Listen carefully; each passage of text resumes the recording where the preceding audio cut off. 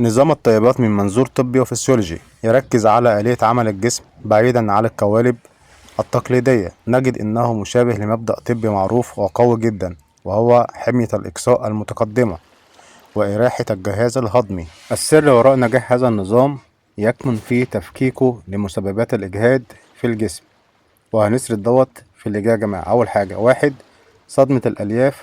لماذا منع الخضروات؟ ليه النظام ده منع الخضروات؟ أكبر صدمة في هذا النظام للمدرسة الطبية التقليدية هي منع الخضروات من المنظور الطبي المتحرر.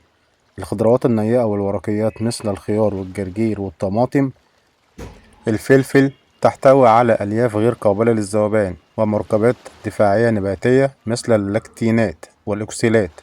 وبالنسبة للجسم يعاني من قولون ملتهب أو ارتشاح أمعاء، هذه الألياف تعمل كورقة الصنفرة الذي يجرح جدار الأمعاء يوميا. بمنعها الدكتور ضياء العوضي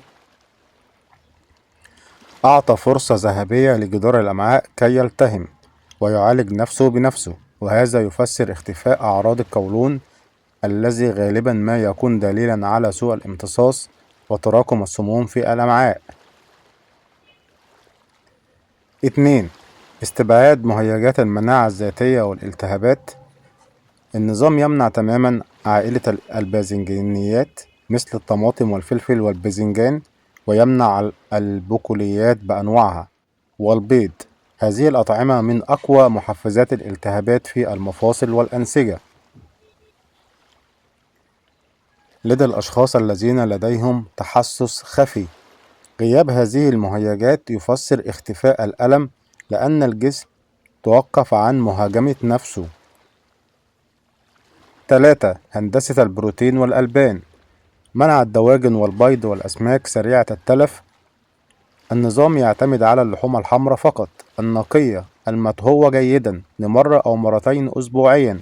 هذا يخفف العبء الهائل عن الكبد والكلى في التعامل مع نواتج هضم البروتينات المعقدة والمهرمنة في حالة الدواجن التجارية. وبالنسبة للألبان، منع اللبن الحليب والأجبان البيضاء الطرية عالية اللاكتوز وسريعة التخمر، وسمح بالأجبان المعتقة مثل الشيدر، البرميزان، الرومي. طبيا الأجبان المعتقة تكون بكتيريا التخمير قد استهلكت سكر اللاكتوز فيها وتفكك بروتين الكازين، مما يجعلها سهلة الهضم جدا ولا تسبب غازات أو التهابات. 4. مصادر الطاقة السريعة. النشويات والسكريات.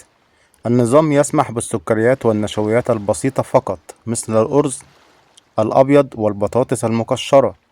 الفكرة هنا هي توفير مصدر طاقة سريع جدا وسهل الامتصاص، لا يتطلب مجهودا هضميا يذكر، مما يوفر طاقة الجسم لعمليات التشافي الذاتي بدلا من إهدارها في هضم طعام معقد ل 12 ساعة. 5. القواعد العامة. الالتهام الذاتي. الصيام وتقليل الكميات وعدم الوصول للشبع، هذا هو مفتاح صيانة الآلة البشرية عند تقليل فترات تناول الطعام. يبدأ الجسم في عملية أوتوفاجي، حيث تأكل الخلايا السليمة الخلايا الميتة والمريضة، وينظف الجسم نفسه من السموم المسببة للاكتئاب والمرض والإرهاق. الخلاصة: نظام الطيبات يعتبر نظام استشفائي علاجي يعالجك من جميع الأمراض التي تكمن في جسدك منذ سنوات كثيرة. الجأ إليه وامشي عليه بانتظام، إن شاء الله بإذن الله تصل إلى بر الأمان والشفاء بإذن الله تعالى.